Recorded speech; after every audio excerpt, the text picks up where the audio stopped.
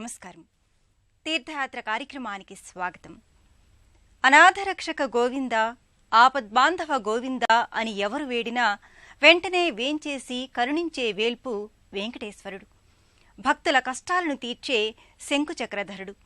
కరుణారసాన్ని భక్తులపై కురిపించే కమల దళాక్షుడు. ఆ కలియుగ దైవం తిరుమల తిరుపతిలో ఉన్న 7 కొండలపైనే కాదు, దేశంలో పలుచోట్ల వెలిశాడు. బెంగళూరు మహానగరాన అగరా అనే ప్రాంతంలో పద్మావతీ దేవితో కూడి ఒక ఆలయంలో దర్శనమిస్తున్నాడు.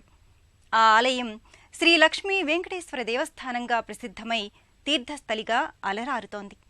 ఆ దేవస్థాన విశేషాల్ని నేటి తీర్థయాత్రలో దర్శించుకుందాం.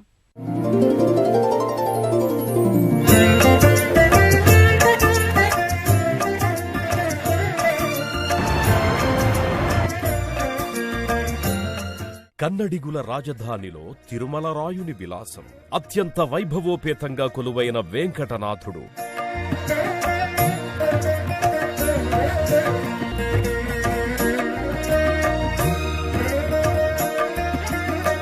తన దేవేరితో కూడి లక్ష్మీ వెంకటేశ్వరునిగా పూజలందుకుంటోన్న కలియుగ వరదుడు.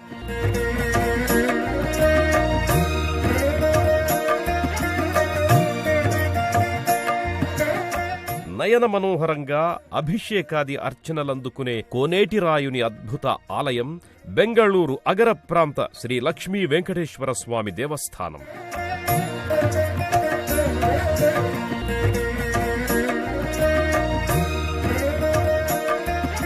అనంత పద్మనాభుని అపురూప దర్శన భాగ్యం కూడా లభించే బెంగళూరు వెంకటేశ్వర సన్నిధానం.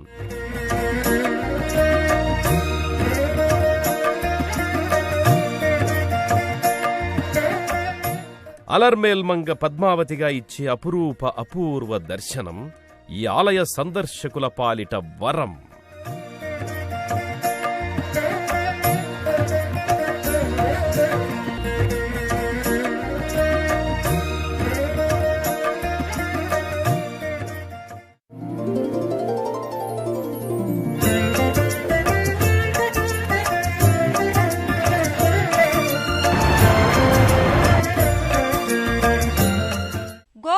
గోవింద అని ఆర్తిగా పిలిచిన పలికే దేవుడు ఈ కలియుగ వరదుడు. ఆపద ముక్కులవాడు ఈ అలమేలు మంగాపతి. వైకుంఠం నుంచి తన లక్ష్మీదేవిని వెతుక్కుంటూ భువిపై 7 కొండలలో వెంకటాచల పర్వతంపై అచ్చామూర్తిగా ఆవిర్భవించాడు. అందుకే ఆ స్వామి శ్రీ లక్ష్మీ వెంకటరమణుడయ్యాడు. జగదానంద కారకుడైన శ్రీనివాసుడు బెంగళూరు అగ్ర ప్రాంతంలో నెలకొన్న శ్రీ లక్ష్మీ వెంకటేశ్వర స్వామి దేవస్థానంలో కొలువుదీరాడు. శ్రీ వెంకటేశ్వరుడు కాళ్ళొచ్చి నిలుచున్న చతుర్వేద రూపం, కళ్ళు విచ్చి చూస్తున్న కలియుగ వైకుంఠ దీపం. ఆ కొండల కోనేటి రాయుడు రతనాలు పొదుగుకున్న ఆదిమరుషుల తపోరాశి. దివి నుండి భువికి దిగి భక్తుల్ని తరింపచేస్తున్న తిరువేంకటరాయుడు. ఆ వెంకటపతి ఈ బెంగళూరు వాసుల తిరుమల వెంకటేశుడై తరింపచేస్తున్నాడు. ఆ స్వామి దర్శనం సకల శుభకరం. ఎంతమాత్రముగా ఎవ్వరూ తలచిన అంతమాత్రము నీవు శ్రీ వెంకటరమణ అని అన్నమాచార్యుడు ఈ కలియుగ వరదుడి గురించి తిరుగులేని సత్యం చెప్పాడు. ఈ ఆలయాన్ని నిర్మించిన వారికి ఎంతమాత్రం దర్శనీయుడయ్యాడో గాని ఇంతమాత్రపు ఆలయాన్ని ఇక్కడ నిర్మించారు. దాదాపు 400 సంవత్సరాల నాటి ఈ అపురూప పురాతన ఆలయం అంగరంగ వైభవంగా విరాజిల్లుతోంది. ఎవరు ఏ విధంగా ఆరాధిస్తే ఆ విధంగా శ్రీనివాసుడు తన భక్తులను అనుగ్రహిస్తున్నాడు.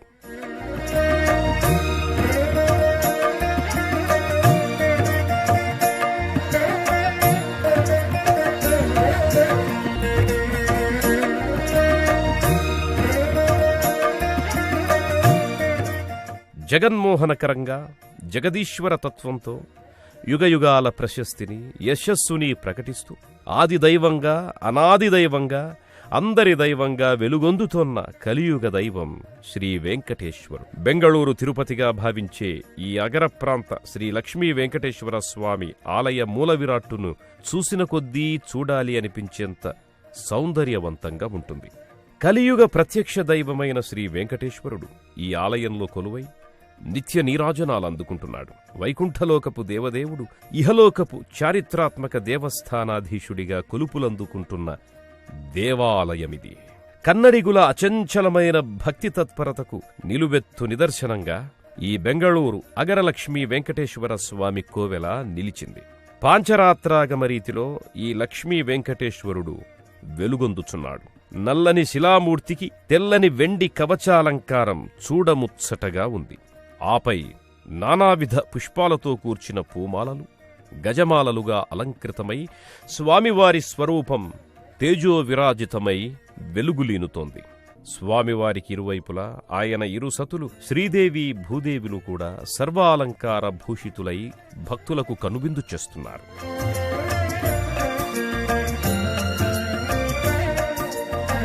భజ గోవిందం భజ గోవిందం గోవిందం భజ మూఢమతే.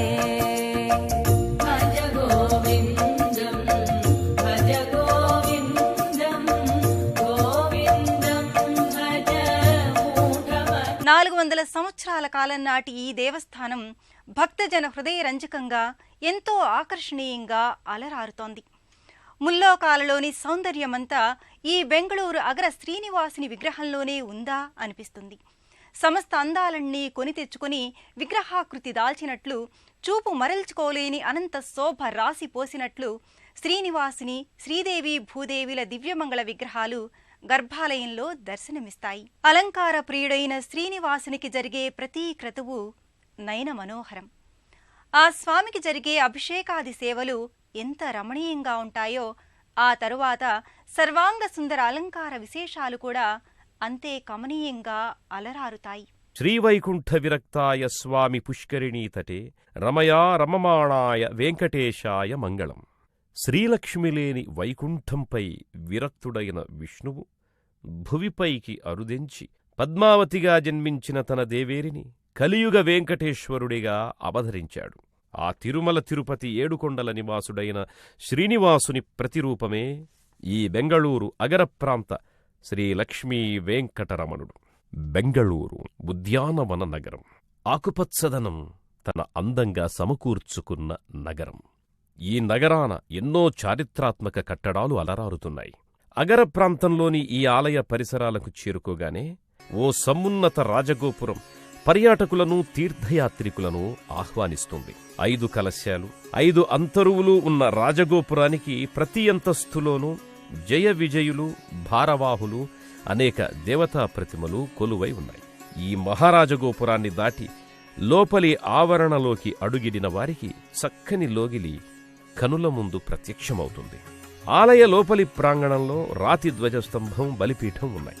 దానిపై నలువైపులా హనుమ, గరుడ, శంఖచక్రాలుంటాయి. ప్రధానాలయ ప్రాకారాలపై సీతారాములు, ఇరుదేవేరుల మధ్య వెంకటేశ్వరుడు, రుక్మిణీ సత్యభామల నడుమ శ్రీకృష్ణ పరమాత్మల విగ్రహాలు ఎంతో ఆకర్షణీయంగా ఉన్నాయి.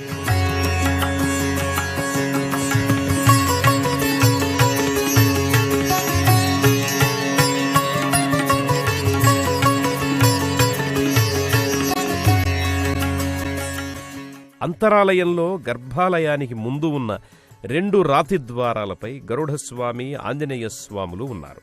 అంతరాలయం యావత్తు రాతి స్తంభాలతో ఆలయ పురావైభవాన్ని వ్యక్తం చేస్తుంటుంది. గర్భాలయ ద్వారం పైభాగాన శేషశయనుడైన శ్రీమహావిష్ణువు చిరుప్రతిమా రూపుడై కానవస్తాడు.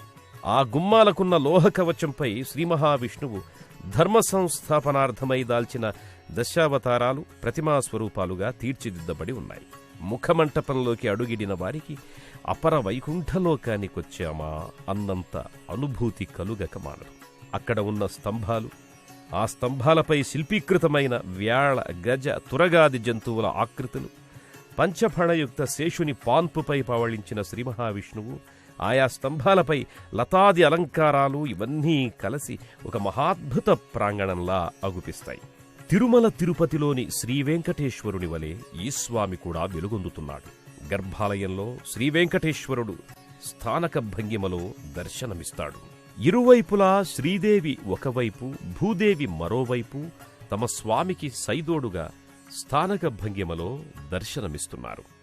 మూల విరాట్టుకి జల, క్షీర, దధి, ఘృత, ఫలరసాది పంచామృతాలతో అభిషేకాలు నిర్వహిస్తారు. ఆ అభిషేక జలాలు స్వామివారిపై నుంచి జాలువారుతుంటే చూసి తరించని భక్తులంటూ ఉండరు. తిరుమల తిరుపతి వెంకన్నకు జరిగే అభిషేక దృశ్యం చాలా అరుదు. అది అందరికీ చూడ శక్యం కాదు. అందుకేనేమో ఈ బెంగళూరులోని వెంకటరమణుడు భక్తజన సులభుడై తన అభిషేక దృశ్యాలను కనులారా వీక్షించమని కరుణిస్తున్నాడు. శ్రీయకాంతాయ కళ్యాణ నిదయే నిదయేతినాం శ్రీ వెంకట నివాసాయ శ్రీనివాసాయ మంగళం లక్ష్మీ సవిభ్రమాలోక సుభూ విభ్రమ చక్షుషే చక్షుషే సర్వలోకానాం వెంకటేశాయ. అభిషేకాలానంతరం సర్వాలంకార భూషితుడైన ఆ కోనేటి రాయుడు నయన మనోహరమైన దర్శనాన్ననుగ్రహిస్తున్నాడు.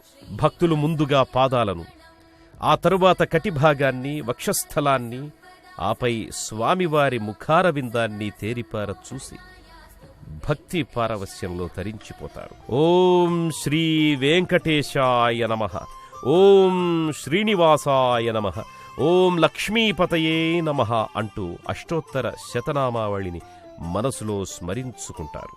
ప్రణామాలు సమర్పించుకుంటారు.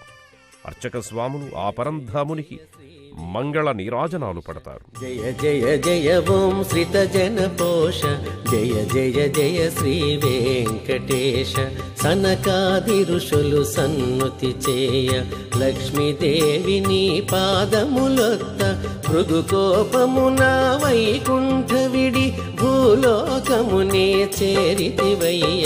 జయ జయ జయ శ్రీ వెంకటేశ జయ జయ జయ ఓం శ్రీత జన పోష జయ జయ జయ శ్రీ వెంకటేశ.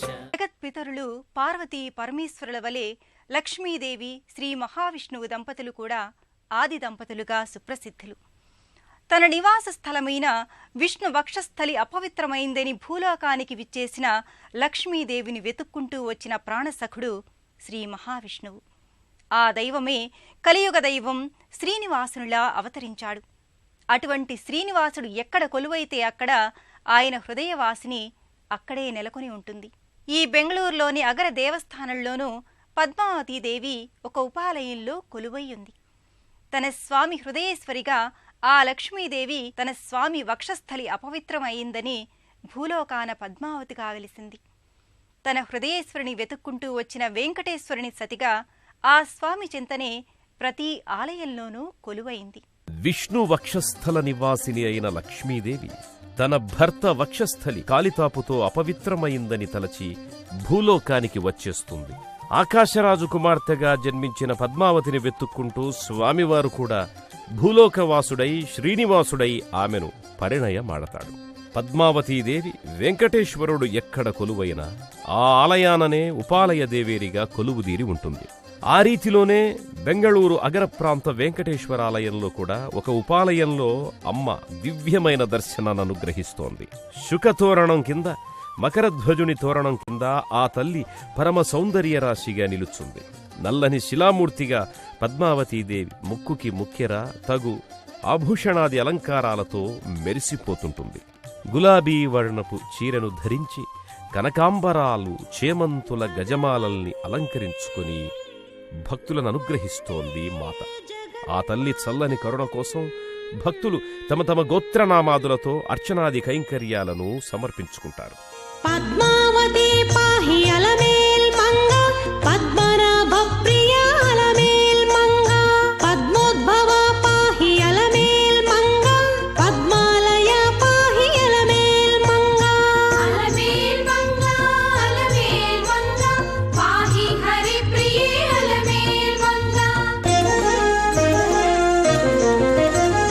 సుప్రసన్న పాహి అలమేల్ మంగ సముద్ర తనయ పాహి అలమేల్ మంగ. బెంగళూరు శ్రీ లక్ష్మీ వెంకటేశ్వర స్వామి ఆలయంలో మరో విశిష్ట వైష్ణవ అవతారం అనంత పద్మనాభస్వామి. ఆది మధ్యాంతాలు లేని విష్ణువు అనంతుడయ్యాడు. ఆ అనంతుడి నాభి నుండి పద్మం, ఆ పద్మంలో నుంచి బ్రహ్మ ఆవిర్భవించారు కనుక పద్మనాభుడంటారు. అనంతుడైన పద్మనాభుడు కాబట్టి స్వామి అనంత పద్మనాభుడయ్యాడు. ఆ అనంత పద్మనాభుడు ఇదే ఆలయంలో ఉపమందిర దేవునిగా ఉన్నాడు. బెంగళూరు అగర లక్ష్మీ వెంకటేశ్వరుణ్ణి దర్శించుకోవడానికి వచ్చిన వారు ఈ ఉపమందిర భగవానుణ్ణి తప్పక దర్శించుకుంటారు. శ్రీ అనంత పద్మనాభస్వామి వారి దర్శనం ఈ ఆలయంలో లభించే అపురూప దర్శనం. ఈ బెంగళూరు అగర లక్ష్మీ వెంకటేశ్వరుని ఆలయంలో దర్శనమయ్యే విశిష్ట దైవం అనంత పద్మనాభ స్వామివారు. ఒక ప్రత్యేక ఉపాలయ దేవుడిగా ఆ స్వామిని దర్శించుకుని తరిస్తారు భక్తులు. విష్ణు షోడశనామ స్తోత్రంలో శయనించిన శ్రీ మహావిష్ణువే పద్మనాభుడు అని చెబుతారు. నాభియందు పద్మం, ఆ పద్మంలో 4 శిరస్సుల బ్రహ్మదేవుడు సృష్టి కార్యాన్ని సాగిస్తుంటాడని, అటువంటి నాభిస్థానజనిత పద్మమున్నవాడు కావున పద్మనాభుడు అంటారని పురాణాల ద్వారా తెలుస్తున్నది. పంచపడగల శేషుని తల్పంగా చేసుకుని అనంతశయనుడయ్యాడు కదా, అందుకే ఈ విష్ణువు పద్మనాభుడు అనంత పద్మనాభుడు అయ్యాడు. తన ఇరు దేవేరులైన శ్రీదేవి భూదేవిలతో అర్చావతార ఉత్సవ బేరాలుగా అనంత శయ్యపై శయన భంగిమలో స్వామి దర్శనీయమవుతున్నాడు.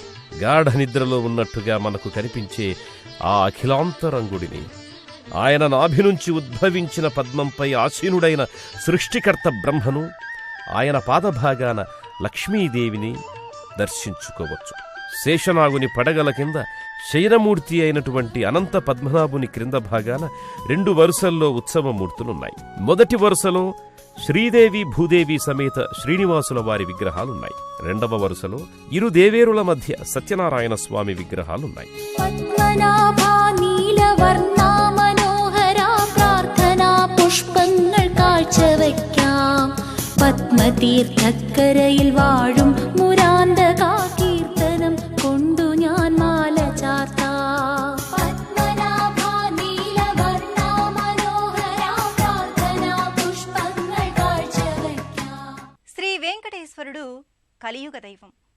కలియుగంలోనూ ధర్మం క్రమం తప్పకుండా ఉండేందుకేనేమో ఆ శ్రీ మహావిష్ణువు ఈ యుగాన కూడా శ్రీనివాసునిగా అవతరించారు. ఆ స్వామి ఎక్కడ కొలువైనా నిండుగా మెండుగా కొలువవుతారు. ఇతర దేవీ దేవతల దర్శనాలతో ఆలయం అలరారుతుంటుంది. ఆ స్వామి నెలకొన్న ఈ బెంగళూరు ఆలయంలో ఇతర దేవీ దేవతలు, విశ్వక్సేన, రామానుజాచార్యుల వంటి వారు ఉపాలయ దేవతలై దర్శనమిస్తున్నారు. ఆలయంలోని రాతిగోడలన్నింటా అనేక శిల్పాలు ఈ ఆలయ పురాతనత్వాన్ని, ఆలయ నిర్మాణం కాలాన్ని సూచికగా దర్శనీయమవుతాయి. ఏకశిల గోడలపై దేవదేవుళ్ల శిల్పాకృతులుంటాయి. ప్రధాన ఆలయ గర్భాలయం ముఖమంటపంలో శంఖచక్ర తిరునామాలు, హనుమ, గరుడ స్వరూపాలు శిల్పితమై ఉంటాయి. మరోచోట శివపార్వతీనందనుడైన విఘ్నేశ్వరుడు కూడా ప్రతిమారూపుడై పూజలందుకుంటున్నాడు. మరోచోట చిన్నరాయస్వామి, లక్ష్మీదేవి, విశ్వక్సేనుల వార్ల విగ్రహాలున్న ఉపాలయాన్ని కూడా ఈ ఆలయ సందర్శకులు దర్శించుకుంటారు. మరో ఉపాలయంలో తిరునామయుక్త రామానుజాచార్యుల వారు కూడా దర్శనమిస్తున్నారు.